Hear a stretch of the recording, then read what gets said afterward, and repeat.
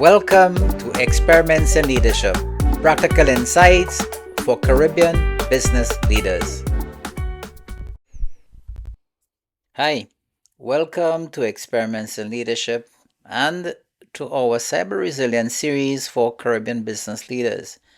I'm Anthony Suberon, and let's get started.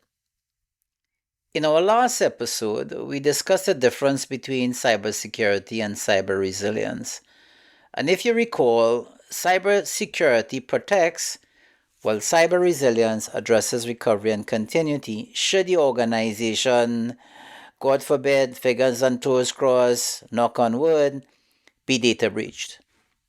Of equal importance to this is that cyber resilience is not owned by a function, is not owned by the IT department, which a lot of people still believe, or the risk department. It's actually a collective ownership sustained by leadership alignment. So in this episode, we want to take a look at the leadership alignment specifically between board and management. Why? Well, based on our experience, sometimes misalignment between these two critical stakeholders is the fastest way to turn incidents into significant business impact when there is a successful data breach. Now, in our experience, we do see that board and management often agree that cyber risk is very relevant to the organization. Where organizations struggle, however, it is not the intent. It is the ongoing trust and shared commitment around how this risk will be effectively governed and managed. When trust is weak, boards ask for more reporting or supporting information. When confidence is low, well, executives over-explain or sometimes under-escalate. When alignment breaks down, cyber risk becomes either overstated or worse, ignored, neither of which supports your business objectives or more so your continuity. The reality is this: the board and management play different roles, but they are not miles apart as some people may think. You see, their respective responsibilities, while independent, through effective governance, are designed to support each other. Okay, so let's break this down a bit. So, what's the role of the board? Well, it's to set risk appetite and resilience expectations. Linked to that, of course, would be strategy, control, and oversight. Ensure leadership and accountability for preparedness and recovery, to ask the right questions around cyber resilience, but from a business impact perspective, not technical details. I've said this before.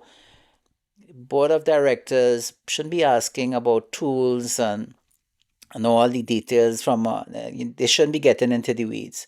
The conversation around cyber resilience must be business centric in terms of the immediate and long term objective of the company. Support investment decisions that reduce material risk by ensuring business continuity aligned to the business strategies of the organization. Management role, however, is to translate strategy into operating capability and performance, to design and fund resilience that align to business priorities, be transparent about incident response readiness and gaps. Now, this is very important, as it shares the reality of the organization's readiness should it be faced with a successful breach, but also what support management needs from the board to be more prepared. Now, I've had discussions with management where they will say, well, the board don't really understand these technical things, and to bring that to them is going to create more confusion. And my response will always be, but hear what? The board has a responsibility to ensure that the business continues just as management.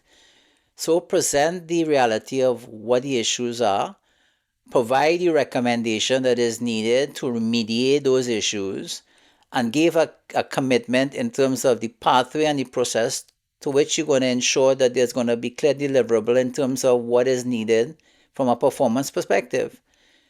And equally important, what level of funding you need to support it. And what I can tell you is 9 out of 10 times, the board supports and approves what is required. Okay? And lastly, Lead decisively during incidents within agreed risk framework and business continuity plan. And when I say lead, is to support your technical team or your incident response team in terms of making decisive decisions, okay, as you move forward. And if you remember the last episode, I made the point that you're not going to get the perfect level of information. You have to make the best informed decisions, but management needs to be there to support a team in terms of making decisions quickly and to support them as needed in relation to the incident response plan. Now, having shared that, this is where what I call the law of synergy kicks in. When trust exists based on the rules I've just shared between board and management, you should see the following characteristics.